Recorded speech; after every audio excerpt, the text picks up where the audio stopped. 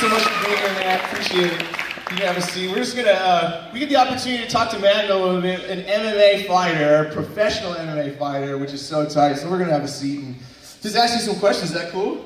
Yes, definitely. Yeah. Awesome. So first of all, man, seriously, super honored to have you here, that you drive out here to be with us and hang out with us today. So thanks for being here. Appreciate it. So anyways, dude, so you're an MMA fighter, which is so cool. Like, I wish I was that cool, like you and Chris and all those guys. But how did, how long have you been doing fighting for, and how'd you get started? First of all, hello. Good morning, guys. So I just feel awesome to be here and have the opportunity to share my story with you guys.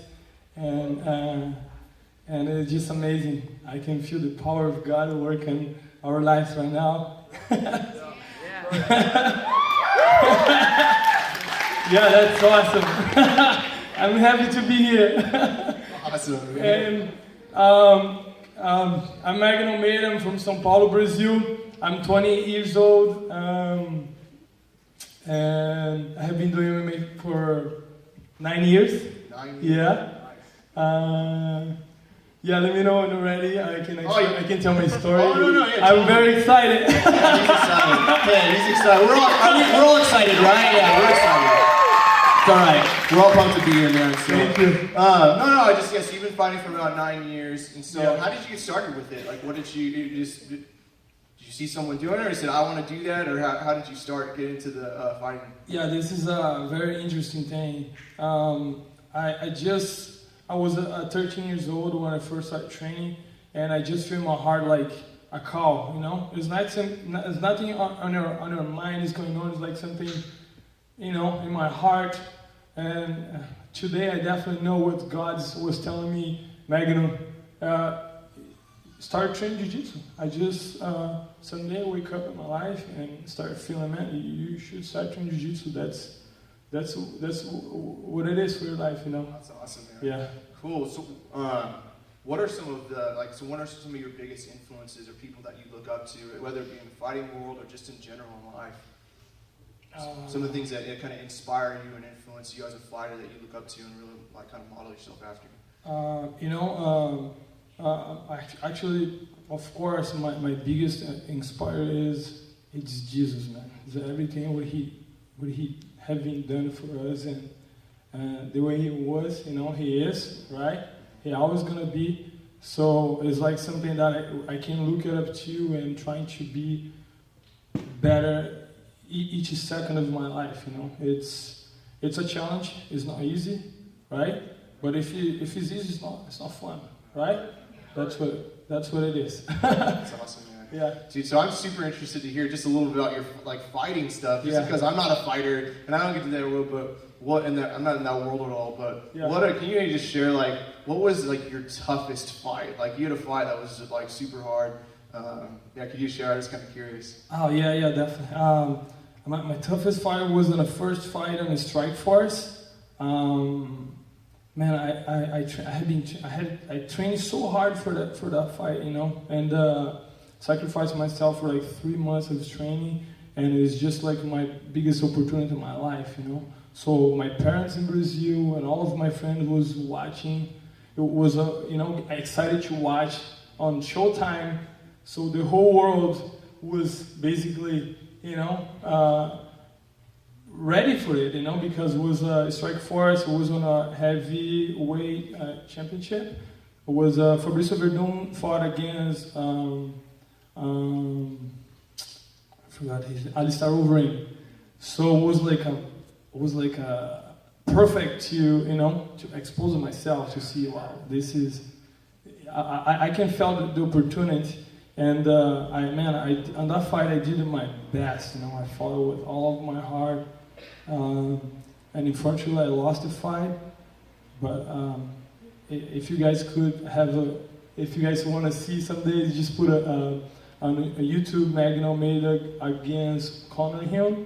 So, but the most interesting thing on that fight was after the fight, because sometimes we think everybody's around of us it is our friends, you know, and people really wish best for it, but unfortunately it's not like that, you know. And that fight kind of like opened my eyes. After I lost the fight, people start getting away from me, you know, treat me different than when I was winning all of the fights. So it was like it was a loss, but it was like a bigger blessing, you know, a huge blessing at the same time. So praise the Lord. Awesome, man. Yeah. So that was your hardest fight. What about like what was some of your easiest what was your easiest fighter? You know, there is no easiest fight. So actually, when you step inside the cage, is like even you know and some of my opponents I was better on the ground. And lucky, you can be lucky, you know. Unfortunately, this happened a lot on MMA, and but I don't see nothing like an easy fight. Just happened, you know. Yeah, for sure. Course, I have 13 pro MMA fights. I won maybe 7 of my fights in the first round by submission. Yeah. Wow. Well, it was not easy, but you know, I just did my best. Yeah, like you said, and it's not easy. Can you just share like what is probably like the hardest things? Obviously, you're training and you're dieting, all this different stuff. What's like the hardest thing about being an MMA fighter? Like, what's the hardest thing for you? The hardest thing would, you know, training and everything it's fun. You should do it. You know, every single day you see your friends and train hard and you know keep yourself healthy and in shape and everything. This is the fun part. But the hardest part would be, man, your diet when you start cutting away, right, Chris? You can tell. Magno. and just the fact you cannot eat chocolate. That's kill me. That is a killer. That is a killer. Yeah, I cannot eat chocolate. We all feel for you, man. Yeah. In these moments, I'm glad I'm not an MMA fighter. I want my chocolate. I'm not a girl, but I love chocolate too. Yeah, like my friend in Brazil used to say, someone has to pay the price. You know, I can eat my chocolate, but that guy's gonna pay the price. Yeah. It's his fault. Yeah. I'm just glad it's not me. I'm glad I'm not in that octagon. Yeah. What would you say to, and then we'll do something else in a second, but for anyone that maybe is interested in becoming like an MMA fighter, or in the future they'd hope to kind of go into that, would you have any kind of words of wisdom or anything that you'd recommend for them to maybe start thinking about now, or maybe start doing now? Yes, I do have good advice, right? So before you start training anything, take a look at who's your leader. You know, who's this guy who's gonna lead you for maybe 10 years of your life? You know what I'm saying? So go to the gym and watch him. Look at his attitudes, you know, the way he is, the way he treats other students.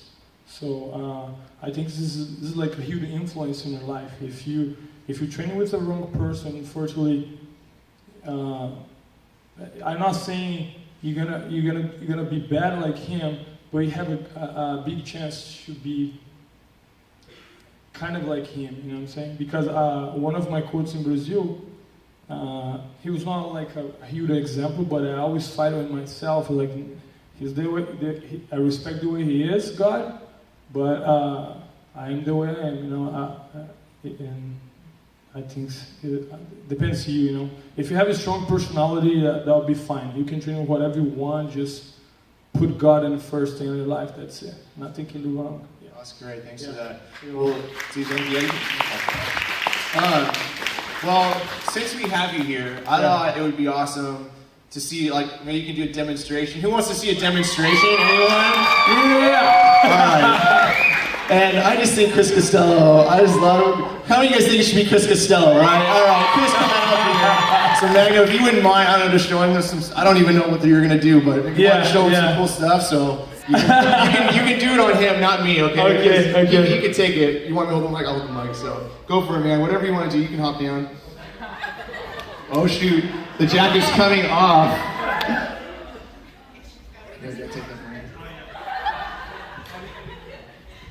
This is one of those things that literally, genuinely has not been planned before. I have no idea what's going to happen. It's more exciting. All right. Yeah. So guys, I'm gonna teach you guys a basic technique here, and just because we don't have a mat or anything here, I don't want to do nothing on the ground. That way, if you're standing, and the technique I'm gonna do is it's gonna be easier for everybody can see, right? Yeah. So I'm gonna teach you guys a rear neck choke. So I'm gonna choke him out, put him to sleep. We can work him up later, right? Woo! I'm just kidding. I don't want to put him to sleep.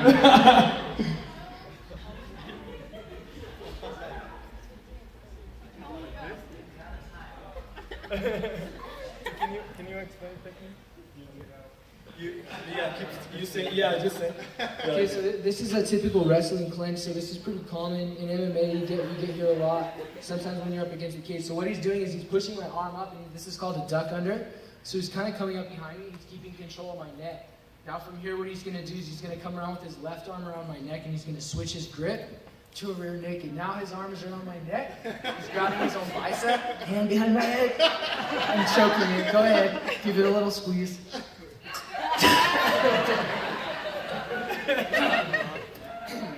Never gets old, Magno. Brings me back to the days. He's probably choked me out over 100 times. Any more? Yeah.